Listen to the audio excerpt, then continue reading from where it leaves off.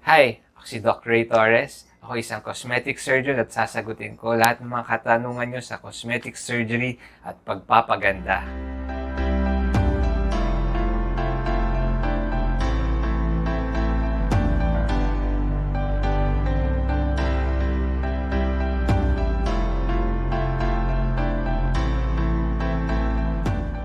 Hi, I'm Doc Ray and pag-uusapan natin ngayon ang BBL, Brazilian Butt Lift. Ano ba talaga tong Brazilian Butt Lift na to? So, meron kasi mga tao na gusto nila magkaroon ng shape o hugis yung katawan nila.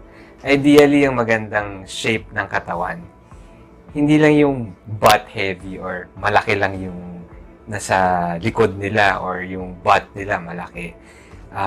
Sometimes kasi, in my personal opinion, ang butt, sobrang laki, nagmumukha kang mataba or minsan pear-shaped yung katawan. Meron payat sila sa taas, tapos pagdating dito medyo bottom heavy. Mukha silang peras na shape. Ang ideal shape is yung tinatawag na hourglass shape or yung Pepsi Cola or Coca-Cola bottle shape. Pag ina-address kasi yung butt, ang kailangan natin tignan hindi lang yung butt itself, but yung hugis na kabuuan. Kasi sometimes meron naman butt, meron tayong puwet na nakalabas or nandyan na talaga siya. Kaya lang, nagmumukhang diretso yung katawan dahil minsan yung bewang, malaki din or maraming excess fat sa sides or yung hita, malaki rin. So, nagmumukhang it's either mukhang straight yung katawan, kulang sa curves, or yung curves are in the wrong areas.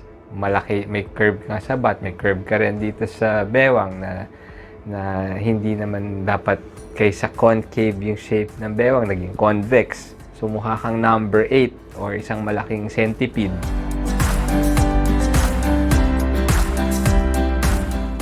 When you say Brazilian butt lift, bakit nga ba Brazilian? Sino man?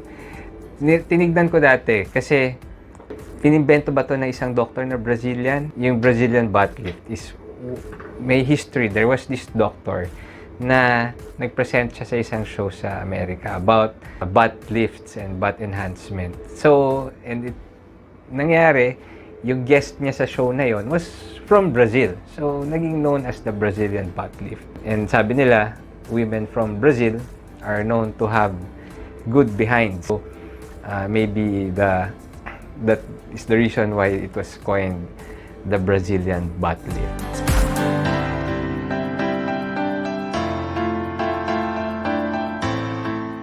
So, ano ba ginagawa dito? Ano bang difference? Minsan may pumunta sa akin, gusto ko ng BBL, gusto kong enhance yung shape ng katawan ko. So, ang ginagawa, one, to shape the body, kung saan may excess fat, like dito sa bewang, sa tiyan, tatanggalin yan. And then, ililipat yan doon sa butt kung deficient siya sa tissue or sa fat para ma-shape siya. So, dagdag bawas. Dadagdag ka doon sa butt, babawas ka sa ibang parts ng katawan. Ideal to sa mga pasyente na disproportionate yung katawan. Sometimes, hindi rin na-emphasize yung size ng butt dahil yung ratio of the structures around the butt, like the thighs, the hips, and the waist, yung ratio nila is 1:1. So, very straight. Kailangan meron kang ideal ratio, di ba? Yung sinasabi natin dati na 36, 24, 36. Kung 36, 36, 36, edi mukhang bote ng Coke bottle na 2,000. So, yun yung difference nun. Meron gusto natin yung lumang Coke bottle, hindi yung Coke sa lata. Kailangan natin yung Coke bottle na korte siyang hourglass. So, that's the ideal shape of a woman. Lalo na pag nakatalikod, di ba? Yan yung shape. Kaya pag kinukunan ko ng pictures sa patients, meron front view, may side view, and meron back view. So, you sculpt the whole body. From the armpits, kung kailangan kasama yung arms, you sculpt it by doing liposuction. And then, that fat is processed using a special gadget known as the fat washer. So, ano ba ang difference ng fat washer? Yung fat washer is used. It's a disposable instrument because it collects your fat. And dapat kasi, the fat that is injected is clean and free of any bacteria. Or else, you can still have infection even if you're injecting your own fat, you still have chances of infection. So you want that fat clean. So the fat washer ensures that the fat is cleaned and is not exposed to the air or the atmosphere. Kasi kahit sa hangin, may alikabok dyan, o baka may dumapong lamok dun sa fat, as na-inject, patay yung lamok, di ba? Hindi mo na masabi. But the idea is, it keeps the fat free from bacteria. So it would be safe and sterile, that chances of infection is really very low. It also is very gentle on the fat. So this means, pag in-extract yung fat dyan, mapapurify siya, and in a way that it won't harm the fat. It won't kill the fat. So when you inject it, a big proportion of the fat that is injected into you will survive. Imagine nyo na lang yung grass. Diba yung damo?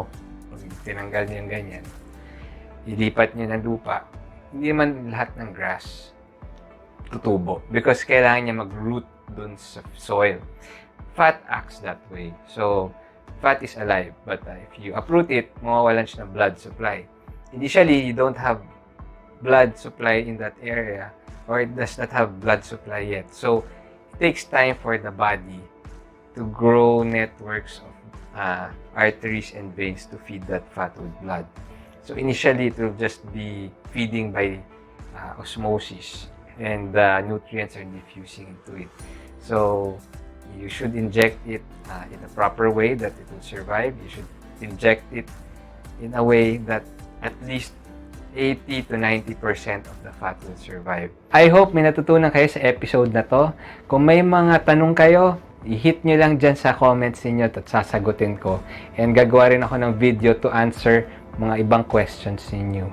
And don't forget to subscribe to my channel.